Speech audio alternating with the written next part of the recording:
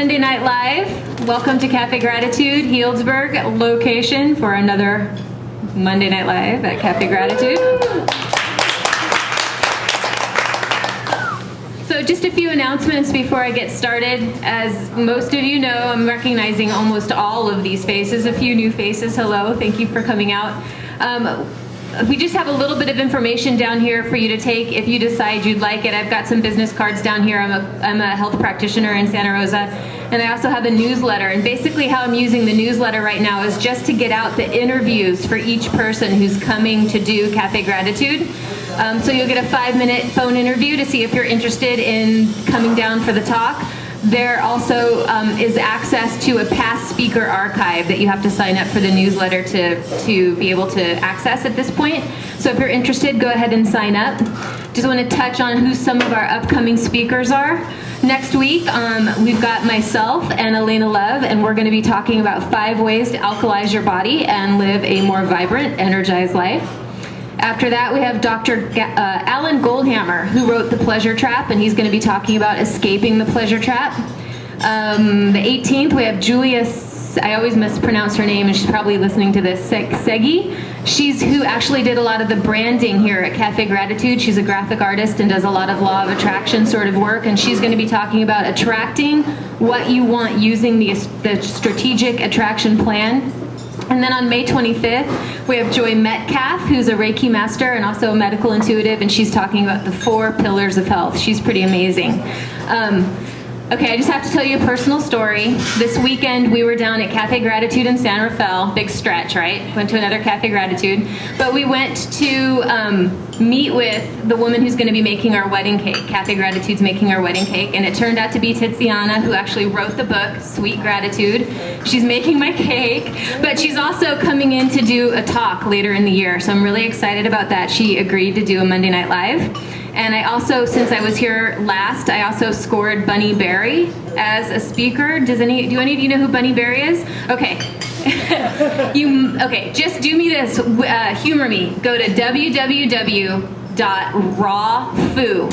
like kung fu, raw fu. Okay, rawfu.com. Introduce yourself to Bunny Berry. She's on her 4th or 5th. She calls it her 100-day challenge. She started this incredible social networking situation online, and she's just converted hundreds, if not thousands, of people over to the raw food world, just being herself and putting out daily video blogs of her adventure trying to stay raw. So she's coming in November, and she's incredible. I'm so excited. Also, I wanted to just bounce an idea off of you guys, and you can come up and talk to me after, or you can email me, or you can call me, whatever you'd like to do, but I'm thinking about changing the format a little bit later in the year into sort of an interview sort of situation, so let me know how you feel about that. And I also want to bring in some panels. So right now we're working on a raw chef panel, and the lineup is amazing, and that'll be at the end of the year.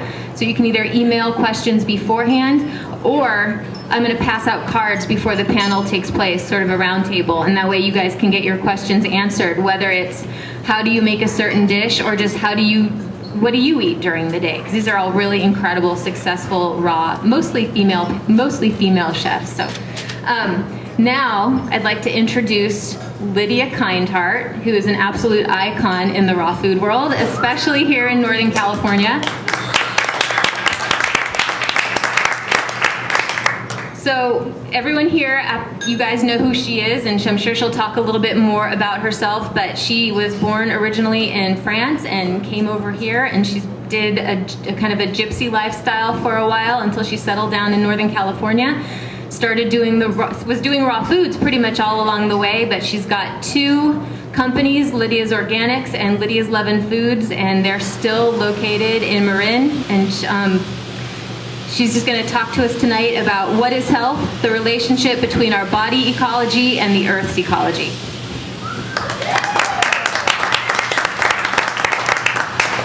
Greetings, everyone. I'm going to go ahead and sit down. I've been on my feet a lot doing an event in San Francisco.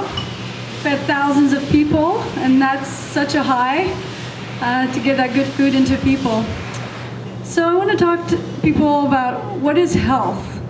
We are inspired by different books, different diets. Which way do we go? What do we do? What do we drink? What do we eat? How do we breathe? How do we stretch? And I'd like to talk about the simple relationship. I think that a lot of keys are actually to look at things simply. And what is our relationship to the earth, to the elements? We're actually elemental beings. We're mostly made of water, and water is a carrier of energy. There's been a lot of studies done on that. You can charge water, therefore you can charge the water, take it in. You can charge the water and say prayers and for it to go throughout the earth. So if we connect with our water and look at foods, how are we getting our water? As a society, we're often eating when we need to drink. We need to replenish our fluids. 65% of the elders that ended up in emergency rooms actually are dehydrated. So I encourage you all to increase your fluid intake and pure water without all the flavors and such. We're an addicted culture. I think because of all the imbalances in the world, we try to find that balance through foods because it's an element which is the flesh of the earth, if you wish. And we're looking for that because we've lost many of those aspects that bring us back to the divine. And so here we have water, we have earth. We're made out of the earth, which is our flesh. How do we get that? Through the plants, minerals, our bones. We're literally the earth. We are the earth incarnate. And then we have the fire element, which is, literally a fire is used as a metaphor for transformation. And we have the sun, which is fire, a huge ball of fire, and here is that energy coming onto the earth and charging our food with colors, with chlorophyll. Chlorophyll, as most of you know, is really a very high medicine. I feel like it's our savior. It's the savior of the planet. We look out right now, what do we see mostly? It's chlorophyll. Cleans our air, cleans our water. It's a very high food. That's why people use wheatgrass. So when you eat, a thing to concentrate on is chlorophyll. It really cleans our blood. It's antibacterial. They've done a lot of studies around chlorophyll, whole books. You can do a lot of your own research, but it really rebuilds tissue. Most of us don't have enough oxygen in our system. Just as we're living in this world, we need to do extra things than we used to when we lived simply, because we're bombarded with EMFs. Just sitting in a room like that, there's a lot of things that our bodies have to deal with, our immune system, riding in a car. The stress of the modern world today has a huge impact, which in that regard, I've been studying a lot, like, why are people so addicted to grains? And like, for an example, one time I was like, really clean diet and lots of water, dancing a lot, exercise. I was like really good. And I get really stressed sometimes and I wanted some bread, like heroin, literally, I was like, what is this, And I found out that grains have about 21 different opiates in it. And it's a sedative. So once I understood, then I was like, okay, then I worked with my addiction, right? But, I look at children these days, a lot of them won't eat a lot of vegetables, some of them do, but they're addicted to grains because they're trying to sedate themselves because the world is so stressful. It's a lot for a child to deal. It's a lot for all of us to deal with what's going on in the world today. We live very unnaturally. So my goal always in my life is, how do I simplify my life? How can I recharge to reconnect to what is really true? We can get caught up in all the world that's been created, which take us away from the simplicity of life. What is really meaningful?